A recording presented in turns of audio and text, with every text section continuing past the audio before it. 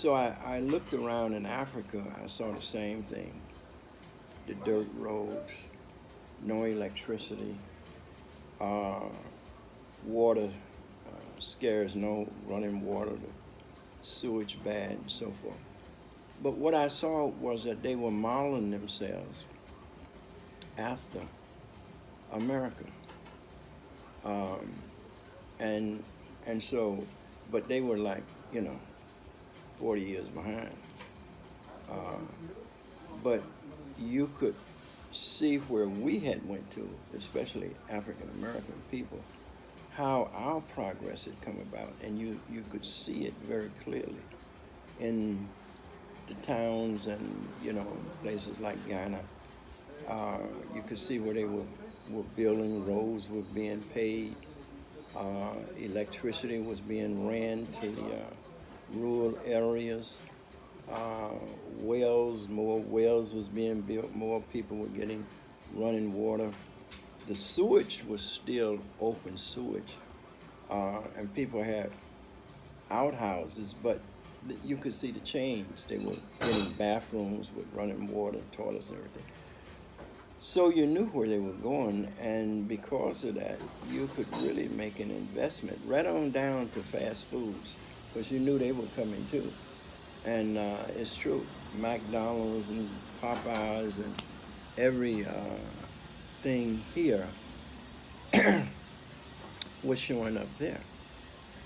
So being African American and reading the development really gave us an advantage in terms of knowing where things were going, and therefore we could make certain investments in terms of going into businesses and so forth ahead of the curve. But not enough about people. That's what Dr. Jeffries, Professor Smalls, they bought the hotel in Ghana, which was a good investment. Um, but this is what I'm saying. They hooked up with Ghanaians. We worked together. They became, they were inducted as chiefs by the local people, uh, and there were a lot of African Americans who were, even though it was ceremoniously done, it was still, you know, an outreach to African Americans. Some of these chieftains um, had more impact than other one. I know Dr. John Bolin, for an example. He was a psychologist from here who went. Let's rewind a little bit. Sorry. A lot of the conscious movement or the struggle or this journey you've been on, right? A lot of black men and women today think that not that there's a failure, but the outcome of what your team, the men you fought with, have done. You have people call the so-called conscious community. Mm-hmm. I spoke to a family member, and it gets to the point where some blacks think it's a waste of time. Mm-hmm. You know, that this Pan African movement. Give us some of the results. Without the movement, in today, what are some of the results of the movement? Reverend Daughtry, uh, James. Mm-hmm. Uh, Um, what are some of the results that you could talk about? well, there's a consciousness. Um, when we first started going to Ghana, for an example, there was a absolute love affair that was going on between Ghanaians and African Americans. But the foundation for that goes all the way back to Kwame Nkrumah, the first president of Ghana after liberation from the British. Kwame Nkrumah went to school here. I think he went to Lincoln University, and he was a part, literally, of the conscious community in that people like Dr. Clark, he knew a lot of us. When I say us, I'm speaking of the African American community. That's who he hung out with. That's who he went to school with. So when he was elected as president, first president of Ghana, he invited African Americans to come to Ghana to help him set up the government. Dr. Clark went. There were a number of people who went, who I met when I started going to Ghana. But of course, after Nkrumah was dethroned and died, the relationship was no longer as tight as it was, but the relationship survived. And so it paved the way for all of us to go to Ghana and be inducted as chiefs, and we were trusted. And there's a community in Ghana of African Americans, of more than 6,000 families there from here. And they have formed an association where their focus is to get dual citizenship, which is critical for us as African people, but there's not enough of us, working on that. But that is one of the things, just like the Jews have dual citizenship in America and Israel, that's what we need with Africa. And there, South Africa, for an example, you talked about Reverend Daughtry. When they got their liberation, their independence from South Africa, we were invited. We were a part of the celebration. The government invited us. They treated us royally. They acknowledged the work we had done in terms of the demonstrations around the South African embassy and demanding that Nelson Mandela be set free, and South Africa must be free, Africa for the Africans at home and abroad. We have had an impact, but of course, the impact has not been widely enough publicized on both sides. And so,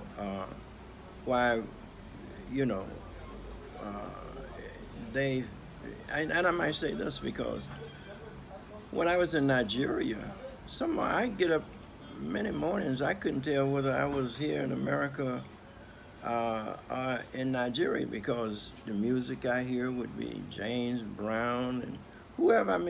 They played our music, they dressed it. We had profound impact on Africa through the music, and I said it went both ways. So that there was an acceptance, but the breakthrough on the economics, so we really began to do business like Marcus Garvey laid out. And I might say, in Ghana, the military square, when you come in, there's a huge, arch-like, and the Black Star. Ghana adopted Marcus Garvey Black Star. Their first car, their emblem is the Black Star. The first car, the emblem on the car, in the grill is a Black Star. Just like Cadillac has his emblem, the emblem in Ghana of their first car represents Marcus Garvey. And we've been there for conferences and all kinds of things. So, and the government of Ghana and Nigeria and other African countries do recognize the struggle, and there's talks. We are part of the movement in Africa to unite Africa, both at home and abroad. We represent the um, sixth zone or sixth district is Africans in the diaspora, which we have representation. Good. So you created a foundation, the fabric. The way governments are now in Africa is based on the movement in America, which for the African Americans. So you literally helped to structure government in Africa and in America based on the result of that. Great. Now let talk to the young generation, the future you. Talk to the future you. You've created the foundation. There are men and women who would like to continue the work of your peers. Mm-hmm. And Garvey had many winning points and he had some fail points. Malcolm X, Dr. Clark, there are many egos at times in the movement. Mm-hmm. And sometimes there's lack of planning, lack of really there was a lot more emotion sometimes as opposed to a lot more fighting, a lot more injustice at the time, as opposed to the Jews who focus on economical fundraising. How do we have the movement continue so that each elder will have money?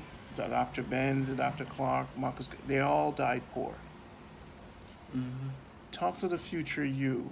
What are some of the mistakes or some of the things you guys could have done differently to create an economical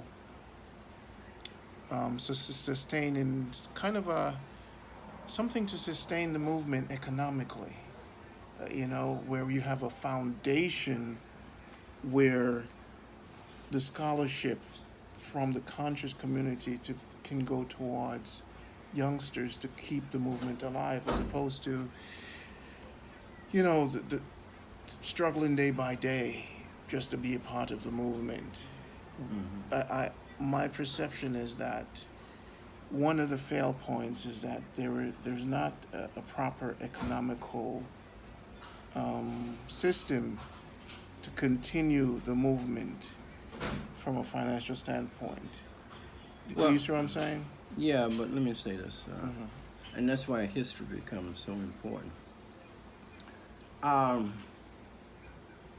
Africans in America are some of the most courageous, some of the most brilliant people on the planet, because we survived slavery.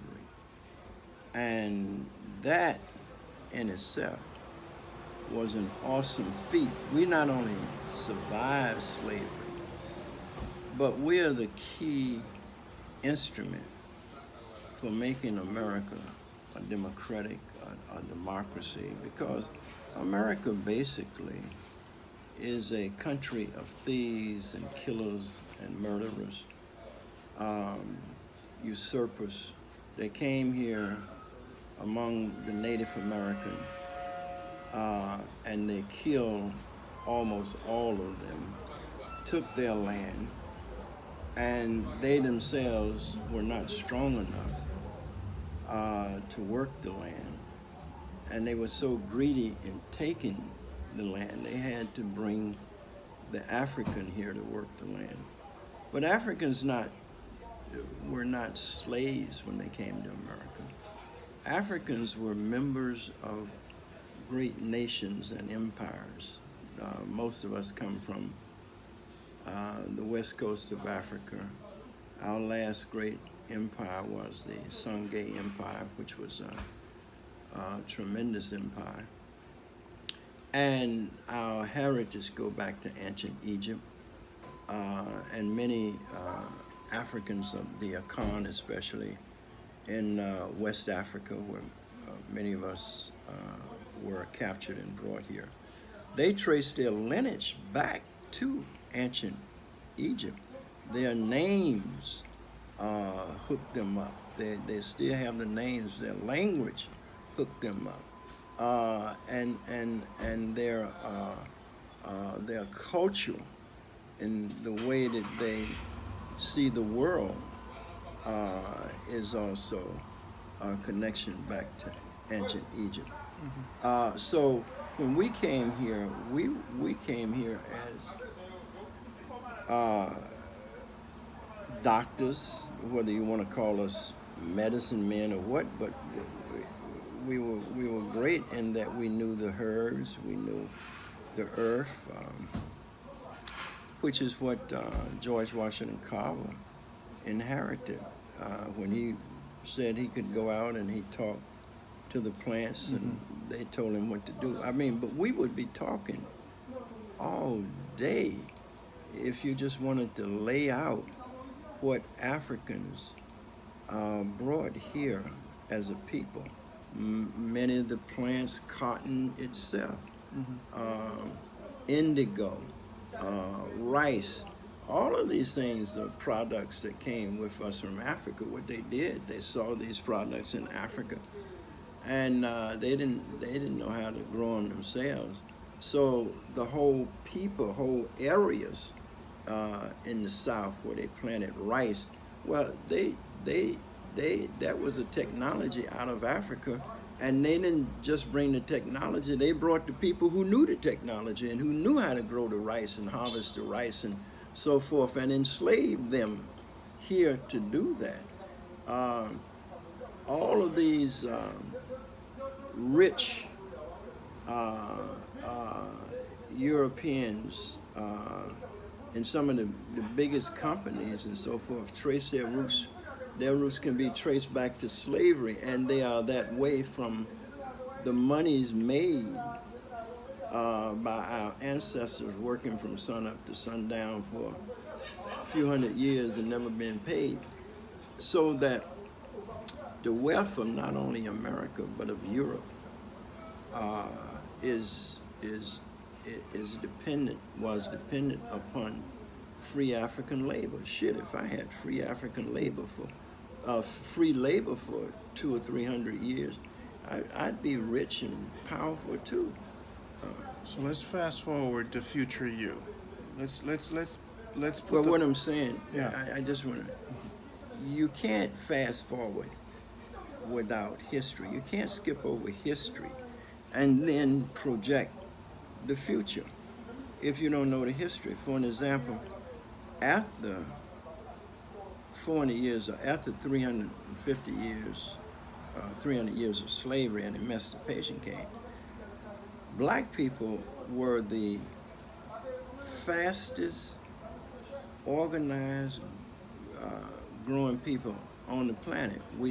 It was against the law to teach Africans to read and write during slavery, but immediately after slavery, one of the first things we did was open up schools. Each one reach one, each one teach one, and our literacy rate went from almost zero to over 50% of the people could read and write.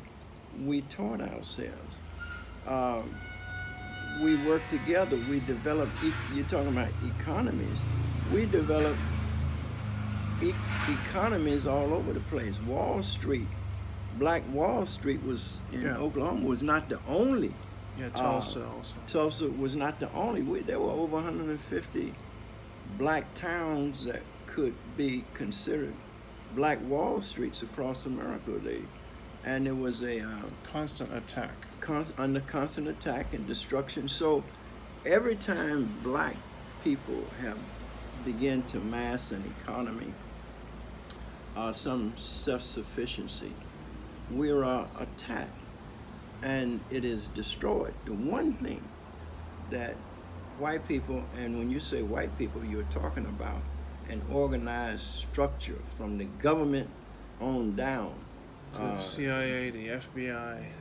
Absolutely. They are focused on making sure They're supreme. the economy of blacks does not grow and does not come sufficient enough that we can get out from under slavery, under their slavery. So if you're going to project into the future, drop your buckets where you are. This is a good time to drop your buckets. Why? What does that mean, drop your buckets? If you are good at something, be the best at it. Work on it. Whatever you're doing, do it with all diligence and and and and, towards making a success. Let me give you a story that might help. There was a ship lost at sea. At sea, there's salt water, and the slaves, the captured Africans, took over the ship, but they couldn't really run the ship. So they were adrift, and they had been adrift for weeks, and they were thirsting. They were thirsty. They couldn't drink the water. They were dying. And early one morning, the ship, through a phase, the floated to where they were close to another ship. And the brother on the ship hollered out, "Help! We're thirsty. We're thirsting to death." And a voice came back, "Drop your buckets where you are. You are in fresh water. Drop your buckets where you are. You are in fresh water." The ship had drifted into a river, and the river was fresh water. We have drifted into a river. Right now, the country is really at war with itself. It's at war with itself. And it's a good time for us to make a movement towards real freedom. Africa is growing, and we have a chance. Whatever we need to do our best in the political arena. Run for office where you are. Don't be afraid of it. We think as well as any white man. I would say that the least of us think as well as Trump. And don't be afraid. Drop your buckets where you are. Run for political office. This is the politics that run America. And we need to be in there. We need to take over America and bring it some spiritual justice. And by that I mean that we need to be at the table of decisions, because we will make better decisions than those people who are in power. We will bring more democracy. We will bring more equilibrium and balance and justice